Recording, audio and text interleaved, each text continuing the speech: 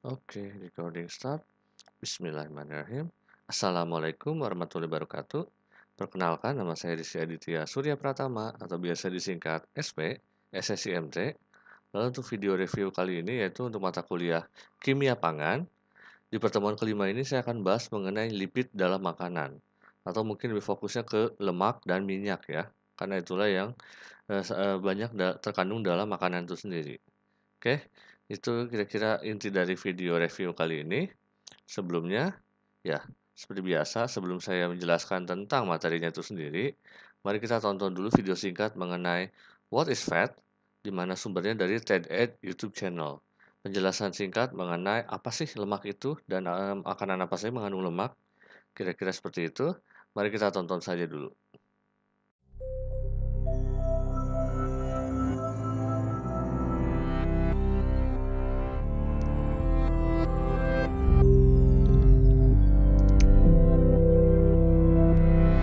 Olive oil is 100% fat. There's nothing else in it. Pancake mix, on the other hand, is only about 11% fat. And yet, olive oil is good for you, and pancake mix is not. Why is that? As it turns out, the amount of fat we eat doesn't impact our weight or our cholesterol or our risk of heart disease nearly as much as what kind of fat we eat. But let's back up. What is fat? If we were to zoom in on a salmon, which is a fatty fish, past the organs, past the tissues, into the cells, we would see that the stuff we call fat is actually made up of molecules called triglycerides, and they are not all alike. Here's one example. Those 3 carbons on the left, that's glycerol. Now you can think of that as the backbone that holds the rest of the molecule together. The 3 long chains on the right are called fatty acids, and it's subtle differences in the structures of these chains that determine whether a fat is, let's say, solid or liquid, whether or not it goes rancid quickly, and, most importantly, how good or how bad it is for you. Let's take a look at some of these differences. One is length. Fatty acids can be short or long. Another, more important difference is the type of bond between the carbon atoms. Some fatty acids have only single bonds. Others have both single and double bonds. Fatty acids with only single bonds are called saturated, and those with one or more double bonds are called unsaturated. Now, most unsaturated fats are good for you, while saturated fats are bad for you in excess. For saturated fats, the story pretty much ends there, but not for unsaturated fats. The double bonds in these molecules have kind of a weird property. They're rigid. So that means that there are 2 ways to arrange every double bond. The first is like this, where both hydrogens are on the same side and both carbons are on the same side. The second way is like this. Now the hydrogens and carbons are on opposite sides of the double bond. Now, even though both of these molecules are made up of exactly the same building blocks, they are 2 completely different substances and they behave completely differently inside of us. The configuration on the left is called cis, which you've probably never heard of. The one on the right is called trans, and you probably have heard of trans fats before. They don't go rancid, they're more stable during deep frying, and they can change the texture of foods in ways that other fats just can't. They're also terrible for your health, by far worse than saturated fat, even though technically they're a type of unsaturated fat. Now, I know that seems crazy, but your body doesn't care what a molecule looks like on paper. All that matters is the 3D shape, where the molecule fits, where it doesn't, and what pathways it interferes with. So how do you know if a food has trans fat in it? Well, the only sure way to know is if you see the words partially hydrogenated in the ingredients list. Don't let nutrition labels or advertising fool you. The FDA allows manufacturers to claim that their products contain, quote, 0 grams of trans fat, even if they actually have up to half a gram per serving.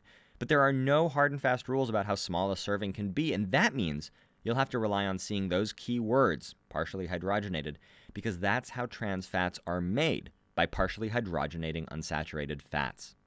So let's go back to our olive oil and pancake mix from before. Olive oil is 100% fat. Pancake mix is only 11% fat.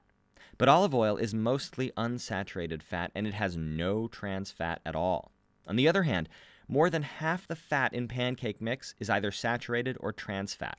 And so even though olive oil has 10 times as much fat as pancake mix, it's healthy for you, whereas pancake mix is not. Now, I'm not trying to pick on pancake mix. There are lots of foods with this type of fat profile. The point is this. It's not how much fat you eat, it's what kind of fat.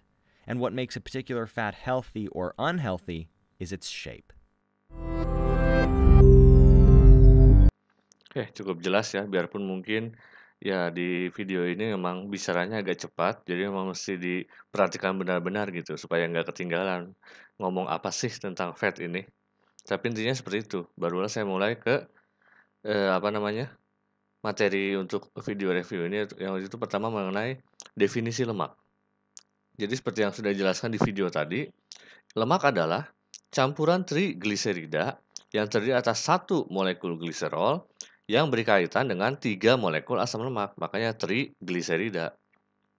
Nah, lemak dan minyak itu struktur kimianya itu sama ya.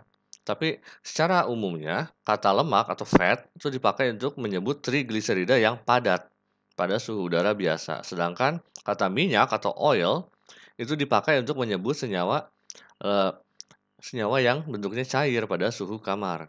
Bedanya di situ. Kalau lemak itu untuk yang padat, kalau yang minyak itu untuk yang cairnya. Strukturnya seperti apa?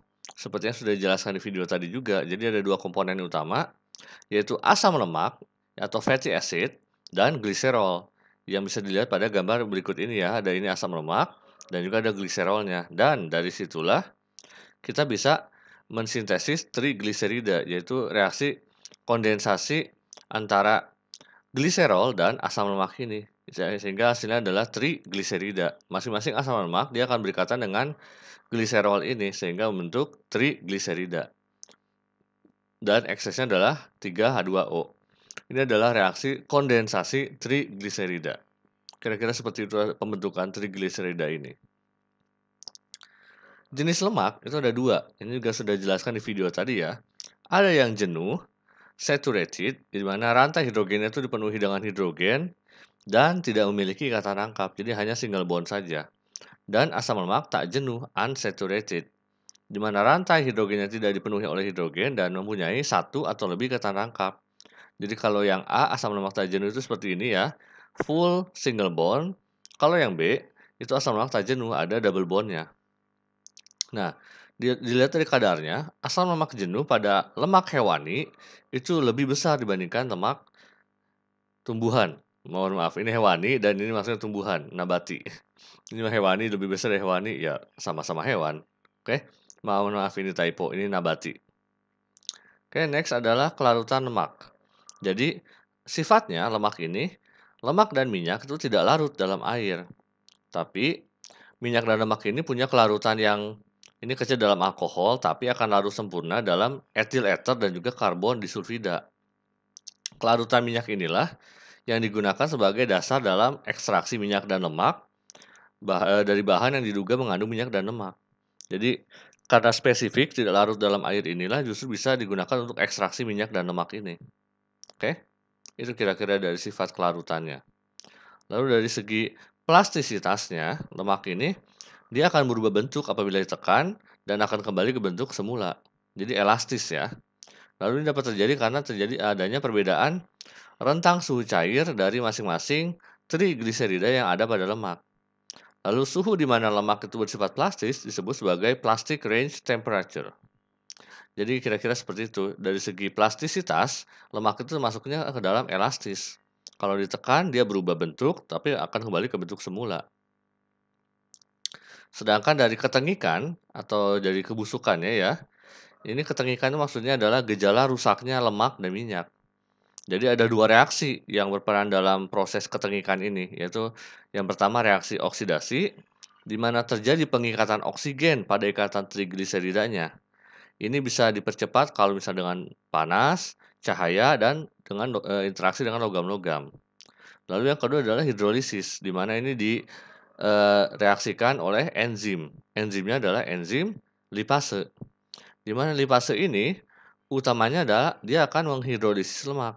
Dia akan memecahkan lemak menjadi gliserol dan asam lemak. Jadi lemak ditambah air dan ada lipase di sini, dia akan dipecah menjadi gliserol dan asam lemaknya atau fatty acidnya.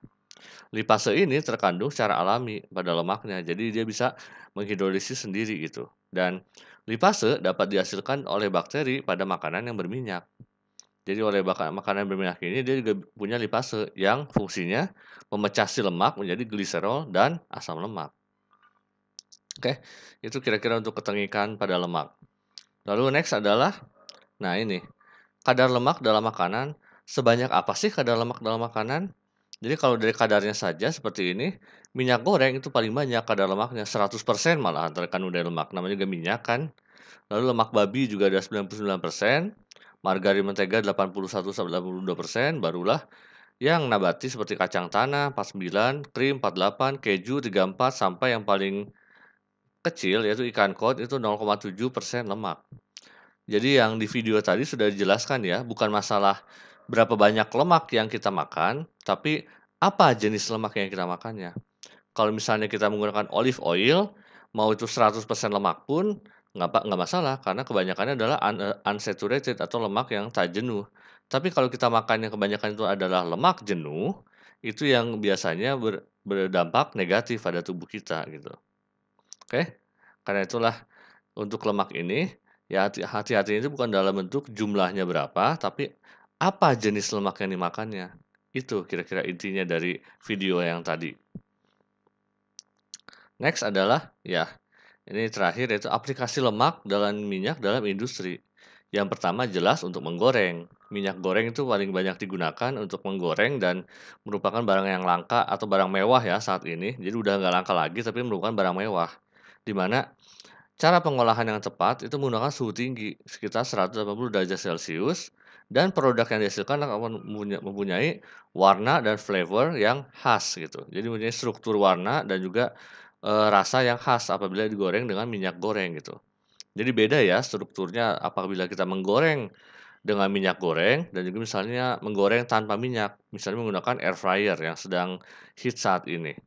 Lalu bisa juga sebagai efek shortening lemak dan minyak ini, yaitu untuk menyebabkan efek crispy, kering, rapuh, dan mengeripik.